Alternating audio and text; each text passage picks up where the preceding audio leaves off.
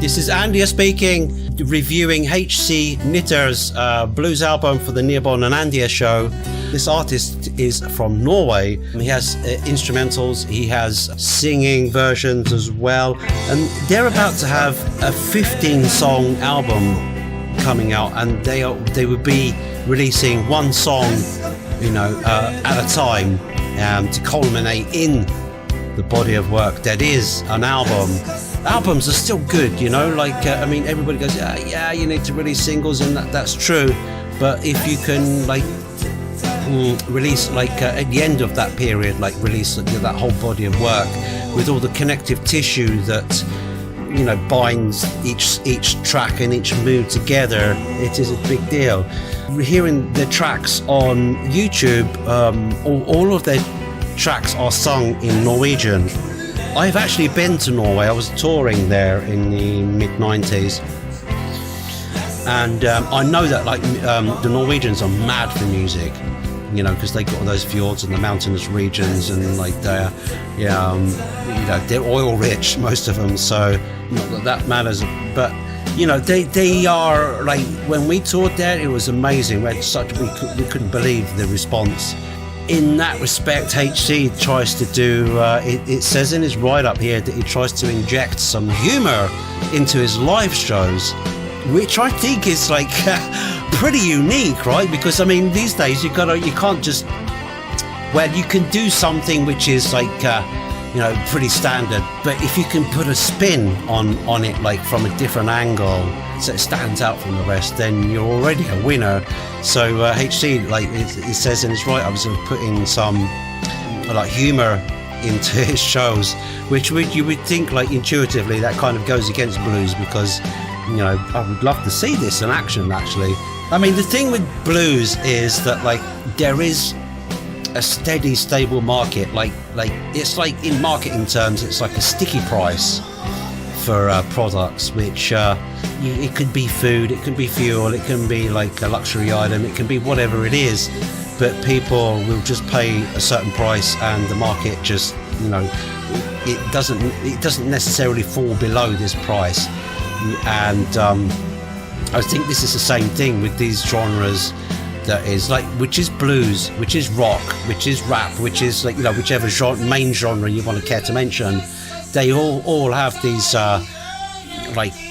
fans that are well into it, because they have perhaps listened to everything there is, and they need something fresh to take from that. So a new band, it's always progression, little by little, sort of band by band, step by step, so song by song even, or gig by gig, in fact, my friend, my best buddy over in England, just yesterday went to go and see Walter Trout, and I was actually surprised that Els Bailey was support. I actually reasonably well acquainted. I know of Els Bailey, so I have a friend, an American friend, put me on to her. But the thing was, it's what is it about these bands Walter Trout and Els Bailey that is so popular with blues fans? And it kind of got me thinking. It's I went with him to see a gig once, and I was that's, what is that about? And it was I think what really it came down to was that it had this true grit in there. It was sort of straight and direct. It was really well felt. It was really well played, sort of guitar. The band was super tight and everything, and they expressed all the intention and the emotion and the feel that goes with the lyrics.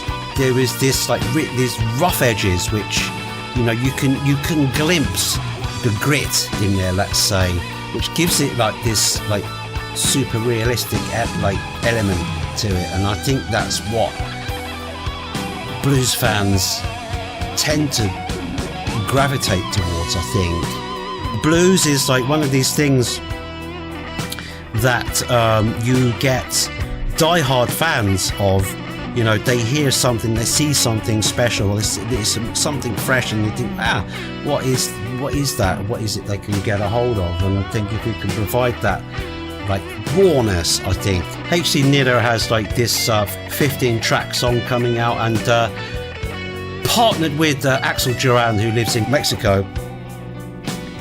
It's top quality.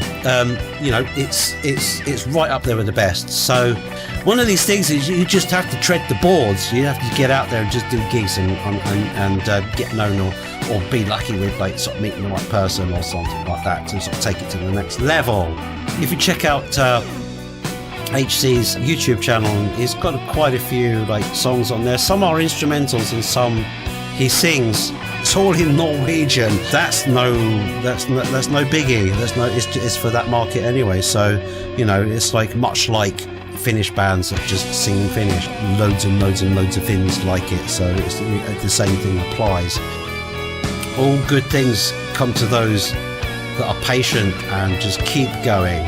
And we're happy to have you here, HC Nitter, to support you on your journey, and we'll give you 100% of what we can do for you, because music is like that universal language, and it can really literally open doors, but it's like it's all about people, really. So, and we feel honoured to have you as a guest and to review some of your songs.